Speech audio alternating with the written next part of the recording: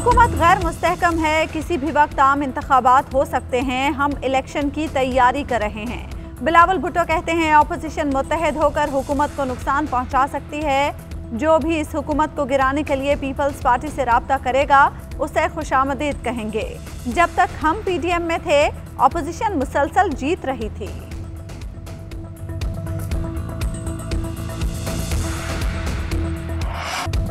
बिलावल की तवज्जो लूट मार पर है। ये अपने वालिद की करप्शन के जानशीन है। सिंध में अंधेर नगरी चौपट राज की मिसाल कहीं और नहीं मिलती।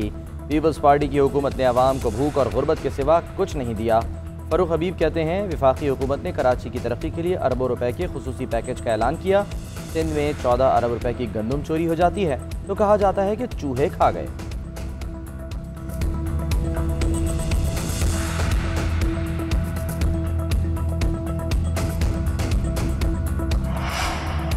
पीपल्स पार्टी ने वफाक को फिर निशाने पर रख लिया। मुर्तज़ा वहाब कहते हैं वज़रा का काम तनकीद करना है। ये लोग अपनी नाकामियों का मलबा हम पर डालना चाहते हैं।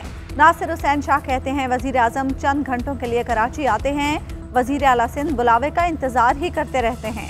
इससे वज़ीर आज़म की नाअहली का अंदाज़ा लगा लें। वज़ीर आज़म का कोई विजन नहीं, ये सब नाअहल हैं, मुल्क को बहरान में फेंक चुके हैं। हमारे हर काम में रुकावट डाली जाती है। वफाक ना खुद काम करना चाहता है, ना सूबे को करने दे रहा है।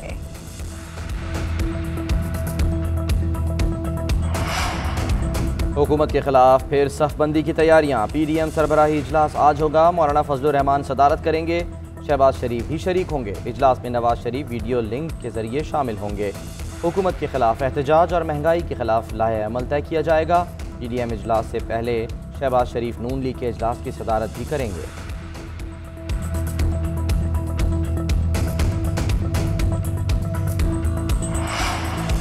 शुगर मिल्स को चीनी की कीमतों में रिलीफ देने का हाई कोर्ट का फैसला सुप्रीम कोर्ट में चैलेंज। वफाकी हुकूमत ने लाहौर हाई कोर्ट के 3 अगस्त के फैसले के खिलाफ अपील दायर कर दी। उधर लाहौर हाई कोर्ट ने हुकूमत को शुगर मिल्स के खिलाफ तादीबी कार्रवाई से रोक दिया। शुगर मिल्स को चीनी की कीमत में फ़र्क के बराबर मचल के केन कमिश्नर को जमा कराने की हिदायत। अदालत ने हुकूमत पंजाब और दीगर फरीकों से जवाब तलब कर लिया। जहांगीर तरीन की शुगर मिल्स ने मंगल को ही दरख्वास्त दायर की थी। कोरोना वैक्सीनेशन न कराने वाले सरकारी मुलाजमीन के खिलाफ कार्रवाई। पीआईए का वैक्सीन न लगवाने वाले मुलाजमीन पर जुर्माने आयद करने का फैसला। 4 दिन की डेडलाइन दे दी। 13 अगस्त तक वैक्सीनेशन न कराने पर रोजाना की बुनियाद पर जुर्माना होगा। पीआईए के अमले को यौमिया 300 रुपये, अफसरों को 500 रुपये जुर्माना किया जाएगा। 10 रोज तक मुसलसल जुर्माने के बाद महकमाना कार्रवाई की जाएगी।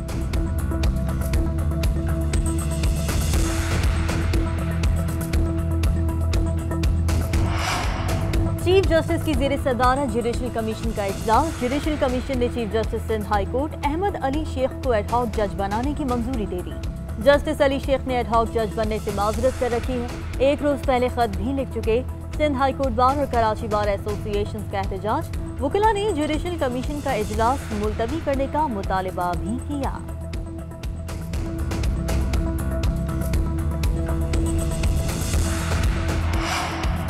बिन बुलाए मेहमान का जाने से इनकार। कराची के साहिल पर फंसे हैंगटोंग जहाज को निकालने की पहली कोशिश नाकाम हो गई। 11 अगस्त की दोपहर को ऊंची समंदरी लहरों के दौरान जहाज निकालने की दोबारा कोशिश की जाएगी। हुक्काम के मुताबिक ये ऑपरेशन 2 मराहिल में होगा। पहले जहाज को साहिल की रेत से निकालकर 4 मीटर तक गहरे पानी में ले जाया जाएगा।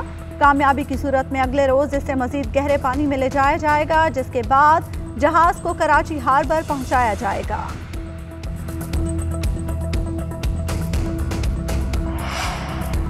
नैब करप्शन केसेस में रिकवर किए गए पूरे पैसे वापस करे। सिंध काबीना ने सुप्रीम कोर्ट के फैसले के मुताबिक नैब से 1.5 अरब रुपए वापस लेने की मंजूरी दे दी। सिंध हुकूमत चेयरमैन नैब को पैसों की वापसी के लिए खत लिखेगी।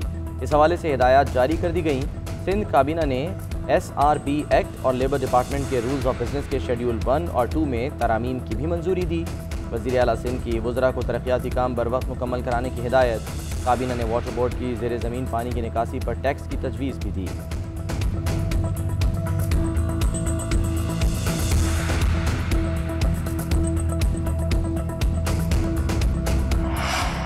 कराची में एक बार फिर ग्रीन लाइन मेट्रो बस चलने की उम्मीद। वफाकी हुकूमत का ग्रीन लाइन मेट्रो मंसूबे की बसें सितंबर में कराची पहुंचने का ऐलान। मंसूबे के लिए प्रोटोटाइप बसें कराची पोर्ट पहुंच गईं। पहले मरहले में 40 बसों के साथ ग्रीन लाइन मेट्रो मंसूबे का आगाज किया जाएगा। गवर्नर सिंध इमरान इस्माइल कहते हैं ग्रीन लाइन मंसूबे की बसें आज बंदरगाह की जानिब जा रही हैं। 2 जहाज़ों पर 40 बसें हैं। जहाज तियानजुन पोर्ट से अगस्त के वस्त तक निकल जाएंगे। उम्मीद है कि एक हफ्ते के अंदर अनलोड होकर कराची पहुंचेंगे।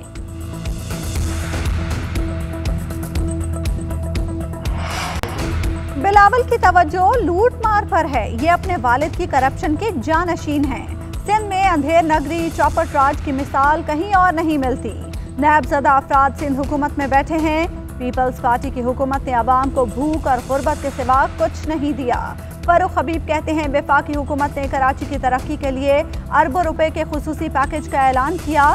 सिंध में 14 अरब रुपए की गंदुम चोरी हो जाती है तो कहा जाता है कि चूहे खा गए।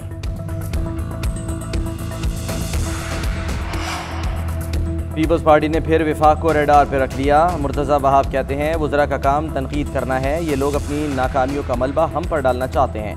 नासिर शाह कहते हैं वज़ीर आज़म कराची सिर्फ चंद घंटों के लिए आते हैं। वज़ीर आला सिंध बुलावे का इंतज़ार ही करते रहते हैं। इससे वज़ीर आज़म की नाअहली का अंदाज़ा लगा लें। वज़ीर आज़म का कोई विजन नहीं, ये सब नाअहल हैं। मुल्क को बहरानों में फेंक चुके हैं। हमारे हर काम में रुकावट डाली जाती है। विफाक न खुद काम करना चाहता है न सूबे को करने दे रहा है।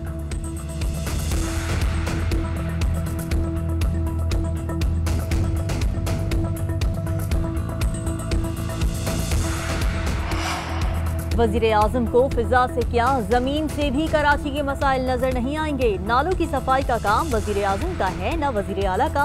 ये काम बल्दियाती इदारों का है। मुस्तफ़ा कमाल कहते हैं सिंध में एडमिनिस्ट्रेटर लगाने के बजाय बल्दियाती इंतखाबात कराए जाएं। हुक्मरानों की गलत पॉलिसी और तासुब ने कराची को तबाह कर दिया। कराची के मसाइल पर खामोश रहना भी जुल्म का साथ देने के मुतरादिफ है।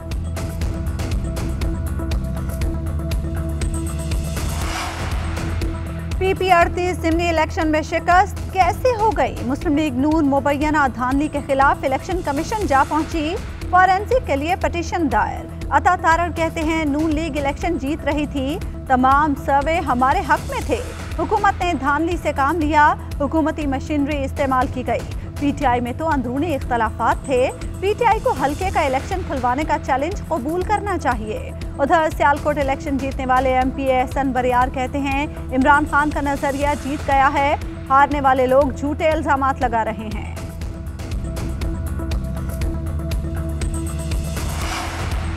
मुबशर खोकर के कत्ल की इंक्वायरी जारी। SSP VVIP से भी जवाब तलब। वज़ीर आला पंजाब का सिक्योरिटी स्टाफ भी बयानात कलमबंद कराने के लिए आज तलब। इंक्वायरी रिपोर्ट वज़ीर आला पंजाब को पेश की जाएगी। पुलिस ने एक और मुलजिम को गिरफ्तार कर लिया। गिरफ्तार मुलजिम की तादाद 3 हो गई। मरकजी मुलजिम नाजिम ने मुलजिम बाबर से शादी हॉल के बारे में पूछा था। MP असद खोकर ने वजारत का हलफ उठा लिया। गवर्नर चौधरी सरवर ने हलफ लिया।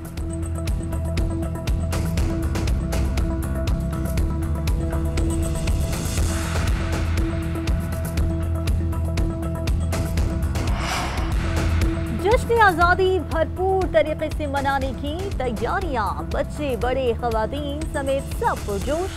बाजारों में झंडे झंडियां और दीगर सजावटी सामान के स्टॉल सज गए। गली मोहल्लों की सजावट जारी।